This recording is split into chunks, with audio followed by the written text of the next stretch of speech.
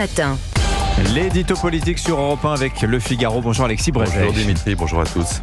Alors Alexis, les députés ne sont pas parvenus à terminer samedi l'examen de la partie recettes du budget. Ils ne reprendront ce dossier-là que dans 10 jours, puisque ce lundi, pas le choix, ils doivent entamer l'examen du budget de la sécurité sociale. Est-ce que ce report vous semble grave, Alexis ? Alors évidemment Dimitri, les juristes experts dans cet art chinois qu'est la procédure parlementaire vont nous dire que non, ce n'est pas grave, que ce n'est que partie remise, et que d'ailleurs, même si le budget était rejeté par l'Assemblée en première lecture, ou s'il n'était pas voté parce que le délai légal aurait été dépassé, eh bien, le gouvernement pourrait encore s'en tirer en appliquant quand même ce texte que personne ne veut voter, en invoquant pour cela le bénéfice de tel ou tel dispositif subtil prévu par la Constitution.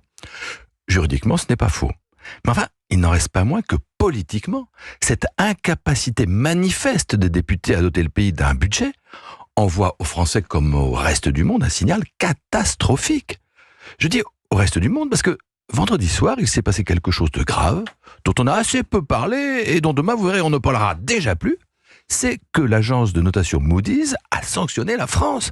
Alors, certes, elle ne nous a pas formellement dégradés, mais enfin, en plaçant notre notation sous perspective négative et en assortissant sa décision de commentaire d'une grande sévérité, elle a clairement indiqué que si rien n'était fait pour rétablir énergiquement, séance tenante, notre situation financière, nous n'échapperions pas, la prochaine fois, au coup près. Et vous nous dites, Alexis, que ce qui se passe à l'Assemblée n'est pas de très bon augure.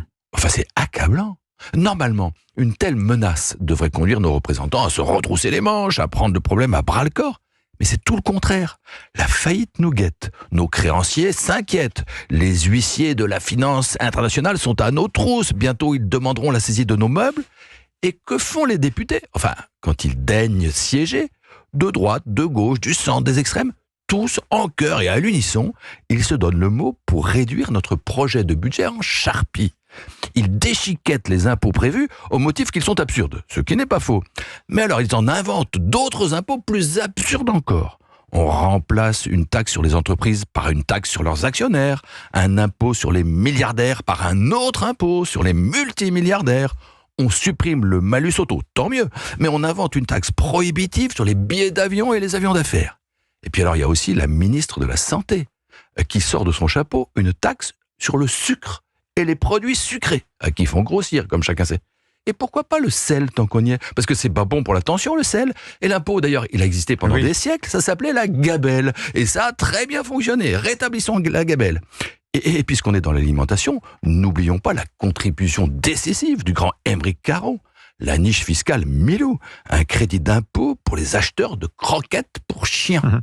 Bon, le résultat de ce grand n'importe quoi, c'est que le volet recettes du budget n'a pas pu être adopté dans les temps et qu'on ne sait pas s'il le sera un jour. Et vous pensez que les marchés, à cause de cela, Alexis, peuvent nous sanctionner ? Mettez-vous à la place, Dimitri, du gérant de fonds américain ou singapourien. Il sait à peine où est notre pays, il ne comprend rien à nos arguties parlementaires. Enfin, tout ce qu'il voit, c'est que la maison France brûle et que les députés français ne font rien pour éteindre l'incendie. Et vous pensez qu'ils vont continuer, ces gérants, de prêter leur argent, celui de leurs épargnants ou de leurs retraités, à ce pays qui n'a jamais été bien sérieux, mais enfin, à qui on reconnaissait au moins le mérite de savoir lever l'impôt, et qui aujourd'hui n'est même pas capable de se doter d'un budget.